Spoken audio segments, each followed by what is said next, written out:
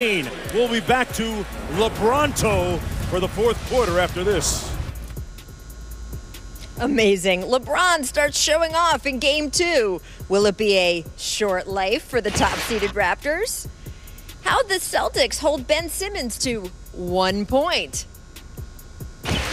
And Houston is looking for revenge. Yeah, we said it. Tonight in Salt Lake, can the Jazz hold home court? And Steph back in the starting lineup tonight in Game 3 on ESPN. The Jump starts now.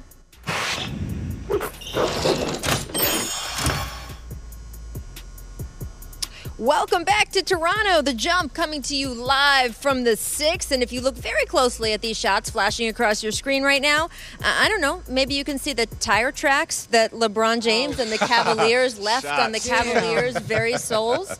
I mean, just if you look closely, that's all, guys. Actually, don't have to look that closely, right. To be honest with you. Welcome back. We are in the Air Canada Centre on the Raptors practice court today, live from Toronto. I am Rachel Nichols. Brian Windhorst, our insider next to me, and of course, the man who used to roam these halls when you were all baby-faced and long-limbed, Mr. Tracy McGrady. Oh, not that baby-faced anymore. That's wisdom now. Now, you know that Tracy goes way back with this franchise because yesterday when we were here, you were talking about the old days when this team played at the Sky Dome. We got some pictures of that on the screen right now. Now, there were some highs, but also some bleak days back at those Sky Dome days.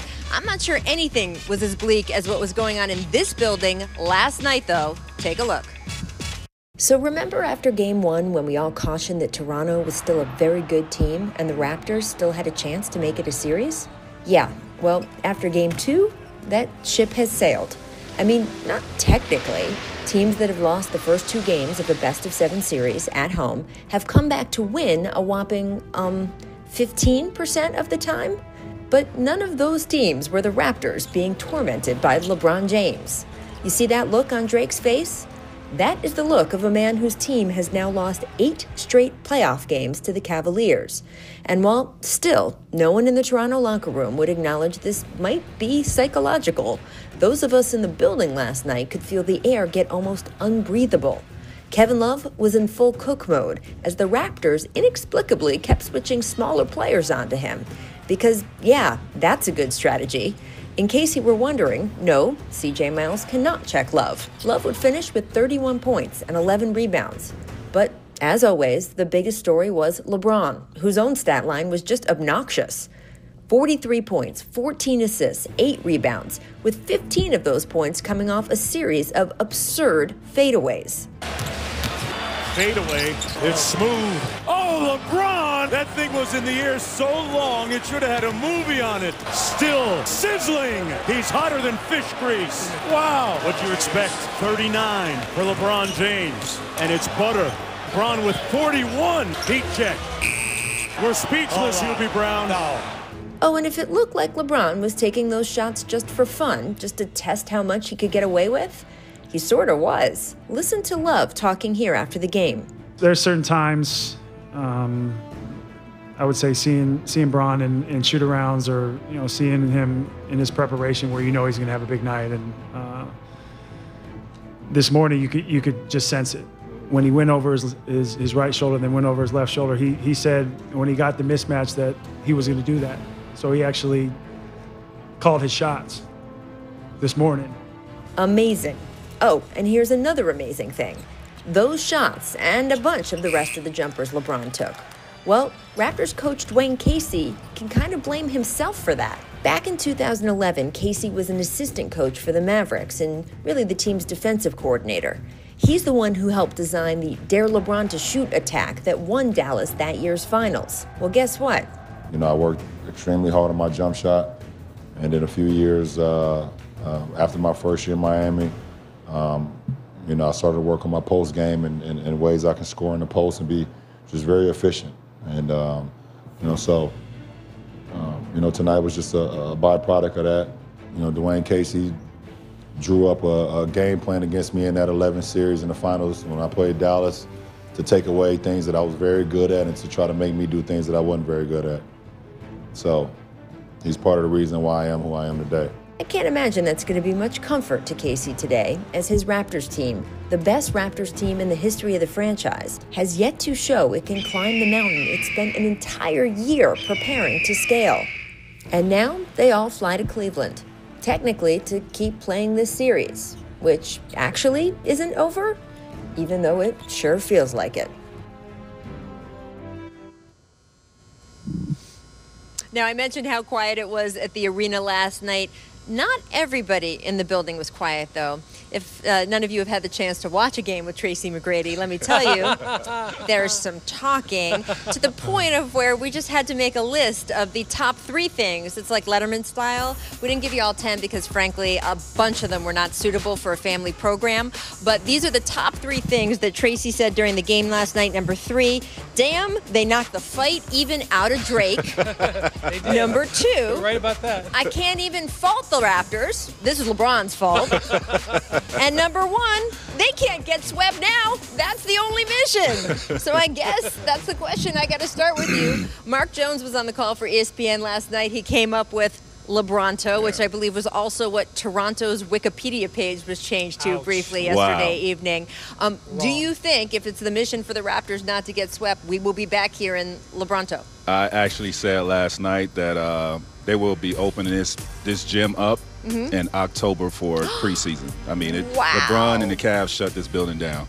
The reason why I say that is because LeBron, who is averaged 44 minutes in the first round, and I mean spent a lot of minutes out on a basketball court to advance his team to the second round. I think he has a chance to close this series out early. Who knows how long that other series is going to go, for him to get some rest and get ready for the Eastern Conference Finals. I don't see the Raptors bouncing back from this.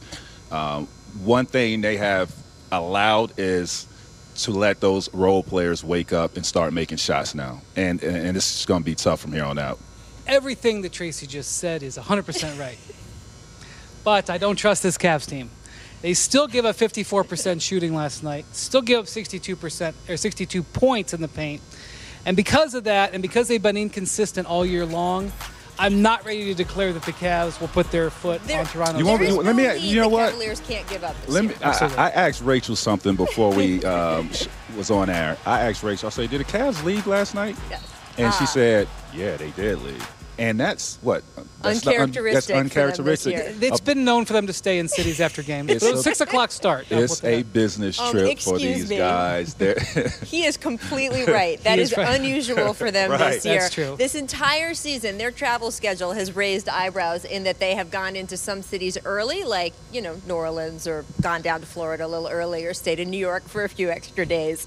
And Toronto is one of those. What are you talking about? Why? Because they went on a mid-season trip to Napa? You're saying they had a relaxed travel schedule? That their schedule has been, you know, they've taken advantage of the greater North American continent, and that it did actually catch my attention, as well as Tracy's, obviously, that they took a flight out of here last night.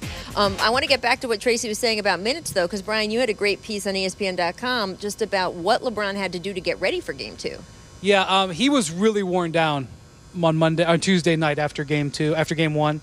Some of his teammates had never seen him that tired before. And, you know, you could just see in that game in overtime and the fourth quarter, he just didn't have the bounce. He just didn't have the bounce. So it was like a finals-level recovery process with him and his trainer, Mike Mancias, the last couple days. He went to bed early. He got massages. He got ice. He even did cupping. You ever do cupping? Yes. Do you think it well, first off, does it hurt? No, it doesn't. But did you think it worked? I don't know. Well, LeBron hadn't done it in years, and he said, you know what, let's try it. So he put the cups on all over his back and shoulders. These suction cups, and a lot of players around the NBA have been doing this. We've seen cup marks on James Harden, on Russell Westbrook this postseason. Yeah, so James did and I would maybe think about doing the cupping again if that's what it's going to lead to. But yesterday morning, Rachel, you were there at the shoot-around. LeBron was like standing up straight. His shoulders were back. He's like a whole different smiling. person. He was very happy, and you could just kind of tell he felt better. But you're right. I mean, that's a big issue that they've got to start thinking about reducing minutes. Even last night, as great as that game was, he still played 40 minutes. Well, so that's something they got to think about. Do you know what would also help him out? You know, other players on the team playing well, and we have finally started to see that this series. Kevin Love, in particular, just had such a rebound game last night. He had 31 points, 11 boards. Tracy, what did you see about the way he was able to finally put the ball through the hoop? I think that small lineup really helped him out. And I think what got him going is he was in the post. He got some easy looks at the basket. He was very aggressive right away, and I think that opened up his jump shot. You could see the aggressiveness. And I think what the Cavs did last night, they did a great job of having ball movement. And the ball found Kevin Love, and he was knocking down shots. LeBron gave a little bit of a hint to the game plan yesterday pregame when he said, we've got to take care of Kevin. We've got to do some things for him. And Ty Lue and the coaching staff did something in film study where they noticed that on a certain set of plays that the Raptors would switch defenders. Right. And Kevin has gotten used to playing against such bigger guys. So they just started running those plays. They started running plays that they knew they would force a switch. Next thing you know, Kevin is getting smaller defenders. He's like, I'm free again. I don't have to go up against a 7-footer. And he got easy baskets, and you could just see the stress melt away from him. And he needed that game so badly. And it was built in the game plan. And look, they put game plan stuff in for him all the time early in games. It doesn't always work. In this case, they found something that worked, and then they stuck with it. And that was a big change up in this game. But I was I couldn't understand, especially as the second half wore on, and you heard me mention at the top of the show, C.J. Miles is not going to work against Kevin Love. How come Dwayne Casey isn't then making the counter adjustment? I said this last night. The Raptors, Dwayne Casey made an adjustment to the Cavs instead of having the Cavs adjust to them. You can't take Valanciunas out. I mean, he's a big body. You got to keep him in there. At least he can neutralize Kevin Love a little bit on the defensive end. Offensively, Kevin Love was just going to work because they were switching. He had smaller guys on him. Now, he can't do Valanciunas like that. And Valanciunas on the other end has an advantage as well, possibly get him in foul trouble. I just thought him taking him out did them a disservice, really. If the Cavs could have gotten away with skipping up and down the court when the Raptors went small, they would have. They were so happy and so comfortable. It was like the inverse of the Pacers series. The Pacers sometimes played 2 or 3 bigs at a time. They were so rough on the Cavs. Remember they were picking up their guards 90 feet all the way down the court. Last night the Cavs were so comfortable. Where's Serge Ibaka? He played 12 he's had a lot of trouble since Serge his first Ibaka's game. name is getting besmirked on these streets here in Toronto. There's some words being said today. Serge Ibaka is making $20 million each of the next 2 years. I'm going to leave you with that thought. I'm also going to leave you with the fact that Ben Simmons had 1 point, in last night's game versus the Celtics. We will talk about that after this break. But first, I want to give you our distant replay, people. This is 1999. Pretty Ricky Davis. Take a look. Coleman over Geiger. Davis soaring. Wow. Look at that. Woo. That was out of the pages of Iverson. Was out of the pages of Davis Irving and Michael Jordan. Absolutely. 13 points and 4 rebounds. But T-Mac, are we impressed by Brown, or should he have learned from IT and kind of played it easy for another game? No, we as players we know our body better than a doctor. So if he felt like he could go out there and have an impact, why not? And he did just that. That's pretty impressive to his teammates. I hope that he doesn't re-injure it because he's going to be needed to win this series. Man, this is always tough. All right, Miss Allegiance. Gucci Mane repping the Celtics last night. Gucci Mane. Now, let me tell you, Hawks Twitter, they were not happy because he has repped the Hawks before and is from Atlanta. So I asked Brian Windhorst, who is Cardi B's biggest fan. Where's Cardi B at? Do you know who Gucci is, first of all? I've heard of him before, but I didn't know I didn't know how it was pronounced. Gucci Man or Gucci Mane. And did you know that he had become a Celtics fan?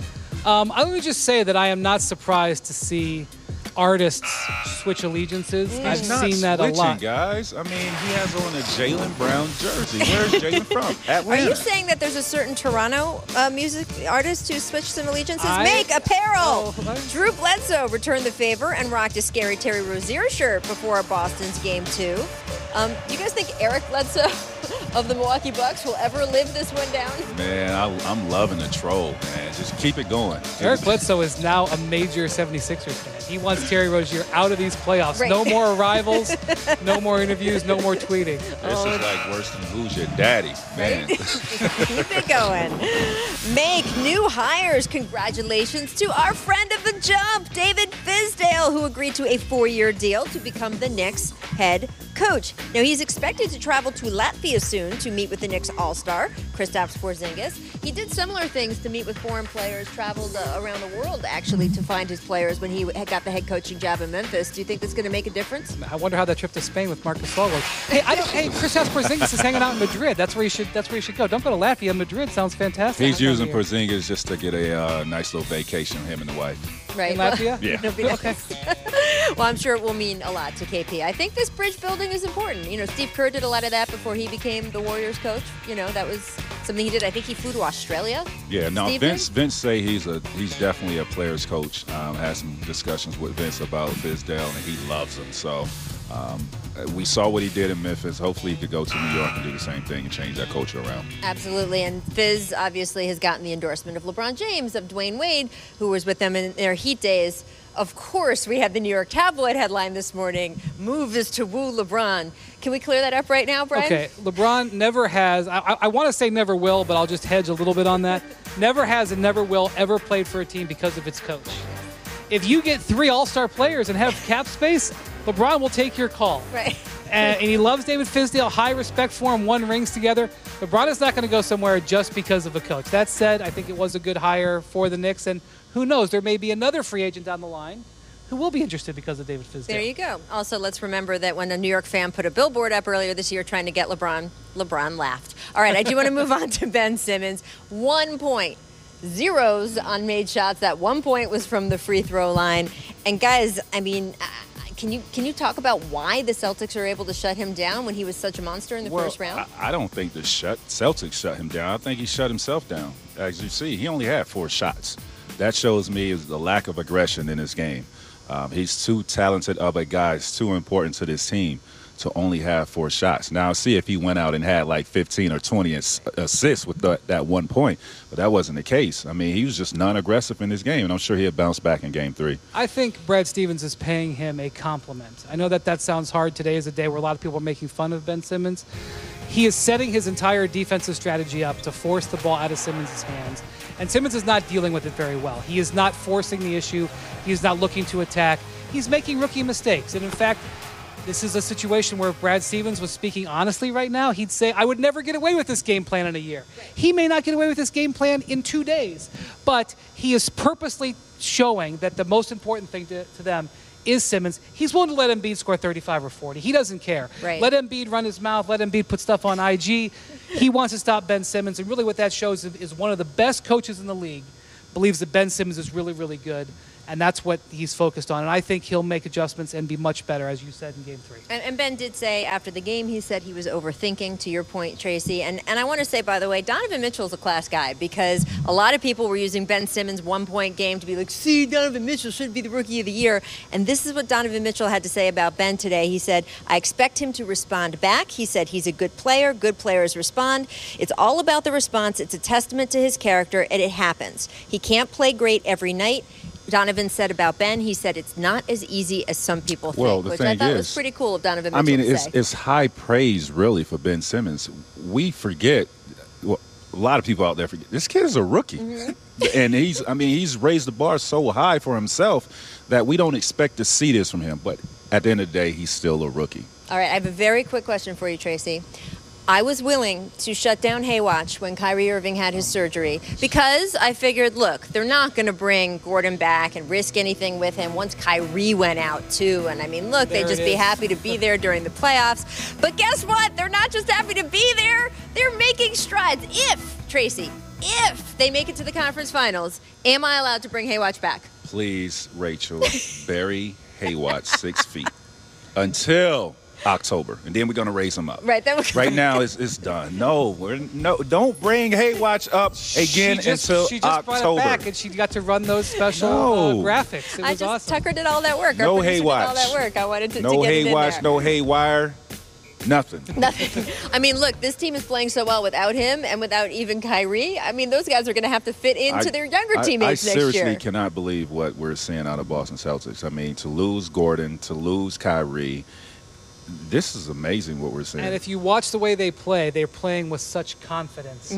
which is built up because the entire year they got used to playing from behind. From the day one of the season, they were playing without a star player, and boy, is it paying off. and I was so impressed. And it's such a hard place to play. So you saw that. All right, coming up after this break, we're going to talk about Steph Curry reinserting himself into the starting lineup.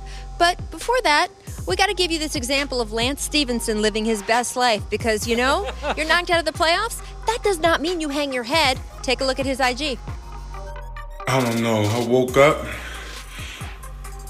and I look amazing. Oh my God. Oh, look at me. I think this is troubling for the whole league right now. I mean, you're talking about a guy that missed 5 weeks, comes back, plays 30 minutes, and drops 28 points. Everybody else's body is banged up. This guy has fresh legs. We're not talking about a role player. We are talking about a 2-time MVP guy. And I just think the league is really in trouble if he continues to play like that because he's fresh. I think the worst news is that the Warriors didn't even play at their top end in Game 2 because Klay Thompson had a terrible game. Well, worse unless you're a Golden State fan. That's true. And that's one of the things that when Klay has had some transition issues when Steph has come back in the past because his role has changed.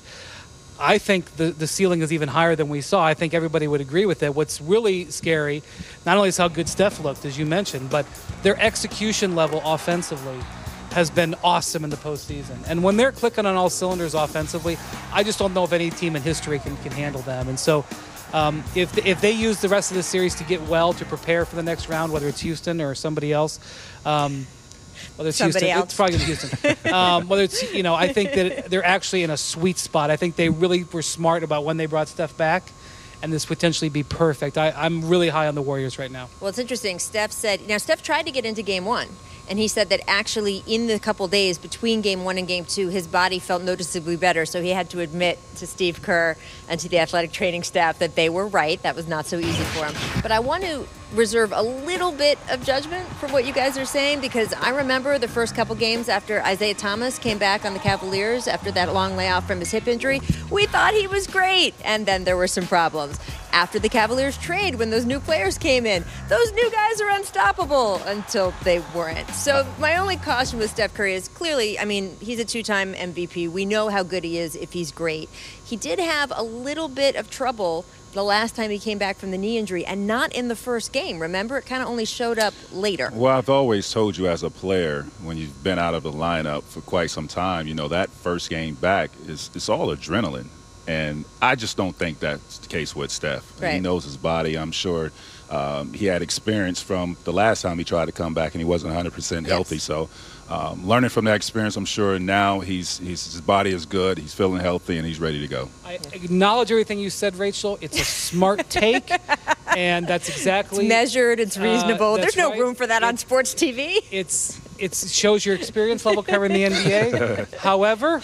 Last time that Curry came back, they didn't have Kevin Durant in reserve in case he was struggling a little bit. And that's what makes this team so potent. And we'll see, but the Warriors look really good right now. Yeah, and, I've been saying it for the last month. The thing I worry about with Steph is whether he's overcompensating a little bit upon his return because it's the opposite knee from the opposite ankle he's had trouble with. True. So that is the other thing we will watch over the next month as they try to march through this postseason is making sure not only the knee is healthy, but that his ankle that he's had troubles with this season healthy as well. Let's move on to Andrew Wiggins then because, look, I got to tell you guys, we talked about his big payday, right, before the season, where the owner said, I expect more from you upcoming from giving you all this money, and wasn't quite able to live up to expectations, but then again, neither did the Wolves as a whole. And Wiggins discussed his final thoughts on this year with the Pioneer Press.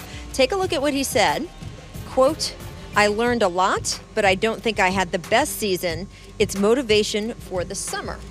Mr. Timberwolves, what do you think about this? I actually thought that he had some moments at the end of the year. He had a couple of humongous free throws under pressure in the last game of the season. And there were times in that Wolves series, and Jimmy Butler was obviously still hurt. I'm giving him a total pass. But there were times in that series where Karl Towns and some other guys weren't playing their best, where Wiggins was, he wasn't playing top-level basketball, but he actually did okay. So I actually am a little bit more, I feel a little bit better about Wiggins towards the end of the season than I did sort of at midseason. I still think that the top end of this team will be determined by how good he becomes. And we're now 4 years in. We've seen it. And typically you see guys make jumps by now. You kind of know who you are 4 years. And if this is who Andrew Wiggins is going to be, then he's going to be a disappointing player. So the challenge is definitely there for him. I hope he's not a disappointing player. I really expect more out of him. The talent is there. I think sometimes Andrew just gets caught, just floating in games. For sure. Whereas he has the talent to be able to make a huge impact, whether it's defensively or offensively, and take over games. And he just, right now, just doesn't get it. But I'm available. Come work out with me, my Adidas guy. Do you actually mean it, or is this an actual I'm invitation? serious. I talked to him about this during the Hall of Fame weekend, and we exchanged numbers. I would love to work him out because the upside for him is huge because he's so talented. Right. He just has to realize that what they expect of him. I mean, you signed a $150 million contract. You got to deliver now. I would come to work out with you just to hang out by your pool after the workout. Brian, anytime you want to, man. He's got one of the best Anytime. pools in Texas, as far as I can tell. And a very nice gym if you follow his IG stories. So this is something Andrew Wiggins should take him up on. Let's get to what the Jump recommends for today. The undefeated Mark Spears has a great piece on Rajon Rondo, just sort of his resurgence in this postseason with the Pelicans. Wasn't that long ago people were leaving him for dead after that trip in Dallas. Wasn't that long ago he struggled in Sacramento. Yep. And yet, he's got a pretty good record in the playoffs since then with both Chicago and New Orleans. So my boy Donovan Mitchell just texted me, and he plays on these Dame 4s. This has been his shoe all season long. And we're going to do some Venom work on these, so looking forward to it. My name is Salvador Amezcua from Los Angeles, California. I kind of fell into customizing all by accident. My cousin asked me if I could fix his shoes, so I started by restoring a pair of shoes, did more research, saw that art was being done on shoes, and that's how I got to where I'm at today.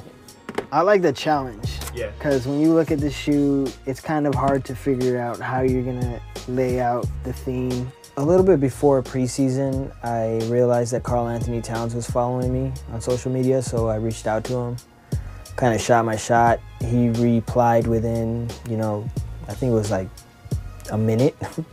And, we had a sit down, and he thought I was the perfect candidate to, put some flavor on his kicks.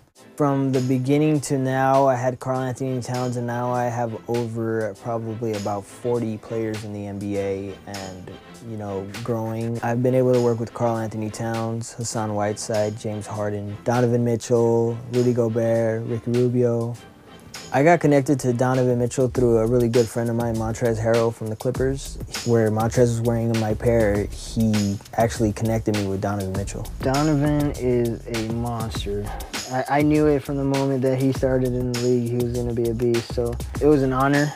And now it's really fun to have him as a friend and see him sport my work on the court.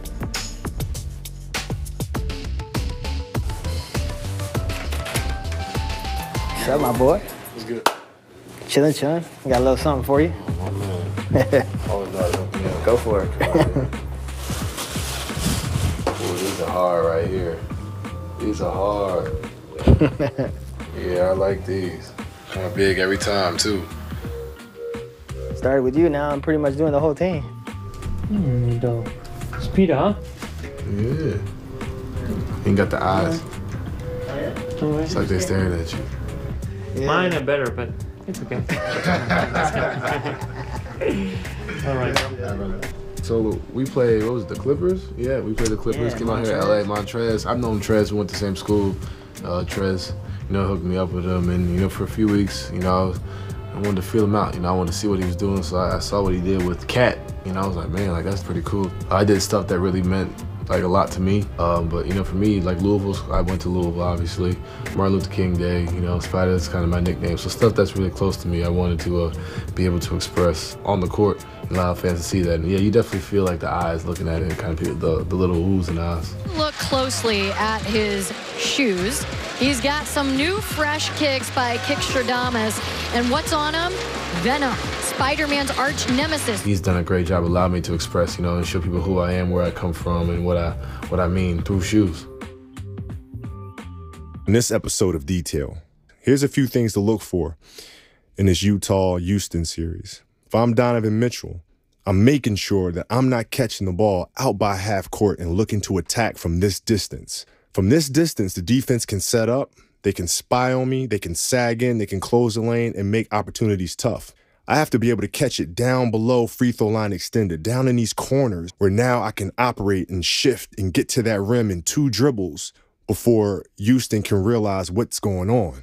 That's how I can put maximum pressure on their defense, by operating in these short porch areas. For more analysis, go to Detail on ESPN+.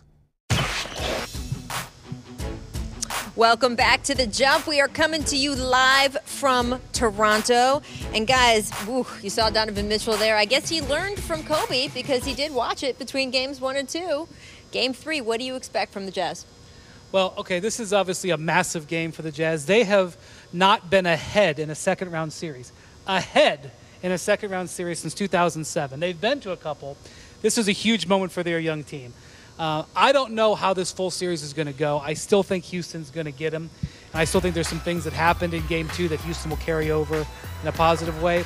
But this is a huge moment for these fans who were stunned when Gordon Hayward left last year, and for their new young star.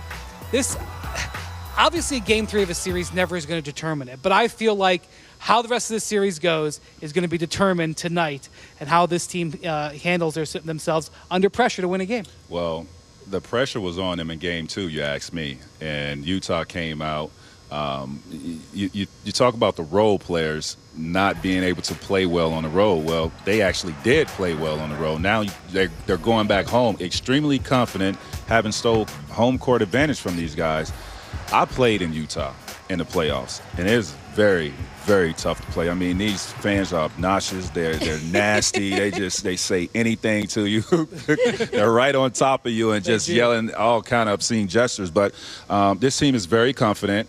Donovan hasn't even had a great game in this series yet, and I look forward to him having a breakout game, and these role players are going to continue to shoot the ball the way they've been shooting it, and we'll see if they can get a win. Maybe Houston will cover Joe Ingles tonight. That would be a good step. Be a good step for the Rockets. I mean, I know that Salt Lake is not Denver in terms of altitude, but you do feel the altitude there a bit, It's not right? as bad as Denver. Okay, so there's not that to contend with as well.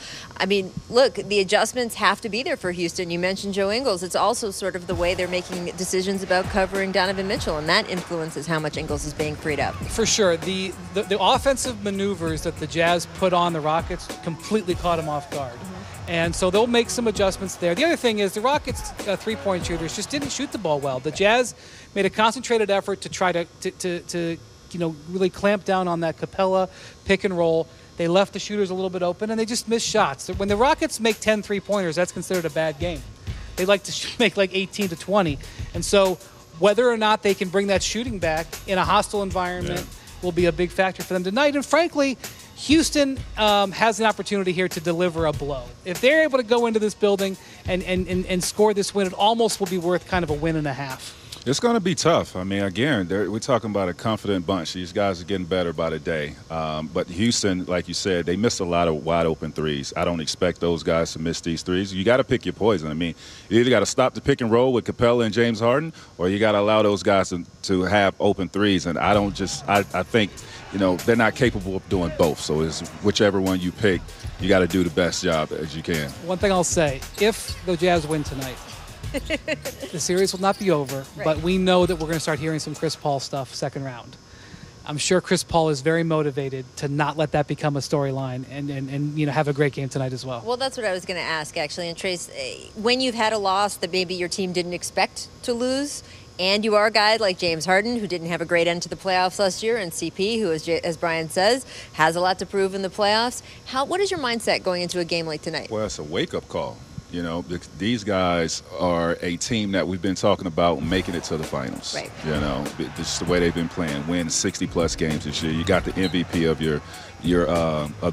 on your team, and James has been fantastic. Chris Paul, who hasn't played in a conference final, is seeking to do that for the first time in his career, and James is trying to get to the finals. So your mindset is you can't take these guys for granted. I know it's a young team led by a young star, and you feel that you should win this series, well, you got to go out and do that now. You got to prove it because these guys are still so home court advantage from you, and we'll see if you can do that. See, that's a much clearer, more direct way to say what Mike D'Antoni said after the game, which is just, hey, we got to buckle down and focus a little bit more. And I would expect those guys to do that, right? I mean, we've talked to them all year. Chris Paul, James Harden, Capella, all those guys, their eye is on the prize. This is very important to them. And they also have seen how well the Warriors are playing.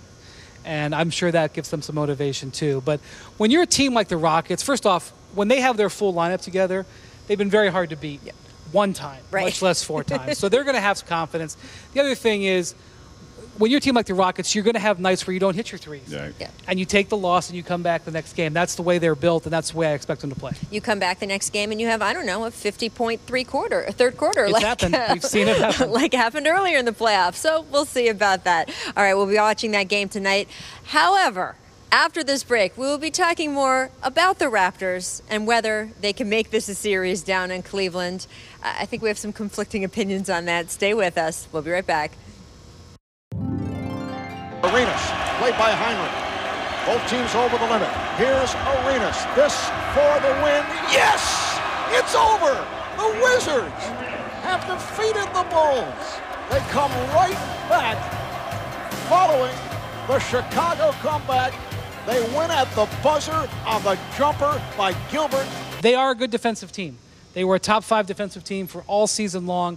I don't know what happened to them, but if there's one thing on the board, before you think about lineup changes, before you think about different play sets, before you think about role changes, you got to play harder on defense. How about coming to get the ball out of LeBron James' hands? I mean, when a great player has it going like that, don't leave your defender out on just one guy trying to guard that.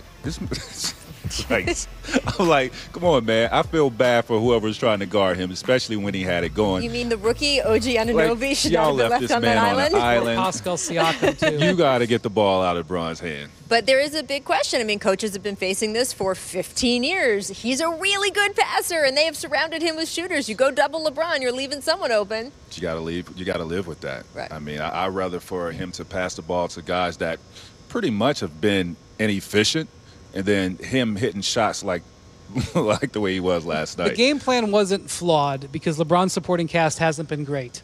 And so what you're saying is, if you let him, go one-on-one, and then you double team him, you make him the supporting cast do it. So they could have, your idea isn't the worst idea in the world. If you're going to go down, let the supporting cast do it. Isn't that kind? Tracy says it's not the worst idea in the world. But here's the deal also. From the Raptors standpoint, this is why, first of all, it's a bad matchup, for them, that they got the number 1 seed and Cleveland fell to the number 4 seed. That was all bad for them.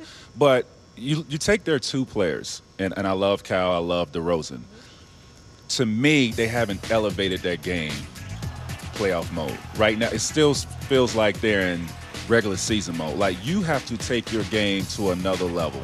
LeBron is doing it. Great players take their game to another level. Right now, I'm not seeing that. They got to be like Terry Rozier. I mean, clearly, that's the mantra of the entire NBA right now. And, or Donovan Mitchell and so many other players. DeRozan and Lowry's stats are good. They're not having bad games per se. No, they're not. But they're not impacting the game, which is what you need to do. Okay, so that then leads to the bigger question, which is certainly if this team gets swept, but let's say even if they lose in 5 or they lost in 6 games a couple years ago, but let's be honest, that one never felt close either. If they don't make it out of this series without even looking like they had a chance to win, big picture, do you have to just say, all right, this isn't working and our window is closed because of what the Sixers are about to become and the Celtics are about to become, and maybe LeBron stays in the East, and say we've got to just start over? I don't know if you start over. You definitely have to make some changes. I don't know whether it's coaching or personnel or team-wise. You have to make changes.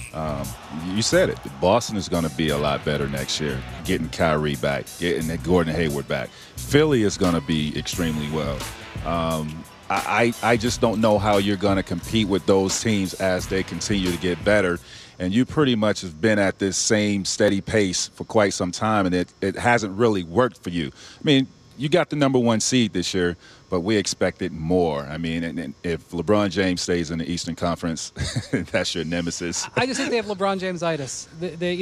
I grew up in the late 80s, early 90s, when the Cavs had great teams, they ran into Michael Jordan. They had Michael Jordanitis. Time after time. They had full-blown case of Michael Jordanitis. I think this is a quality organization. I think they've made good decisions. I think they've made good adjustments. I think they've drafted well. I think they've made good trades. I think they've made relatively smart contract decisions. They just keep running into LeBron. And I don't know if there's something they can do to change that, or they just have to wait it out. But their fans are really into it. This is such a great NBA city now. I wouldn't want to go all the way back to square one. No, you can't do that. All right, speaking of which, square one, at the buzzer, this is young Tracy McGrady, back when they were more at square one, They 1.5 as a franchise. Trace, I love this basically like highlight reel of young T-Mac. And I do want you to talk about that because, as Brian said, back to square one in this town is a very early square. What does it feel like for you to sit in that building last night and see what you helped build, what your cousin Vince Carter helped build, all the early guys in this franchise? It's amazing to see from a fan perspective. When I was here, it's all hockey. We played in the Sky Dome. You do something spectacular in the arena. It's crickets in there. They didn't really understand the game. And to be a part of the first playoff team in franchise history was amazing. The energy in the building, the fan base has started to come. So to build the fan base up to where it is now, I mean, it's amazing. Everywhere I go in the States, there are Toronto fans come up to me all the time. So that is a great feeling. And I love, what I see now. Amazing. It would be so great to have a finals here. Right? Unfortunately, LeBron's in the way. All right, we do have to point out, though, Tracy, you've still got it, because I mentioned at the top of the show, we're shooting on the practice court. Like this was you bike, before the baby. show started. Like riding the bike. Right? Never Boom. lose it. There you go. T-Mac and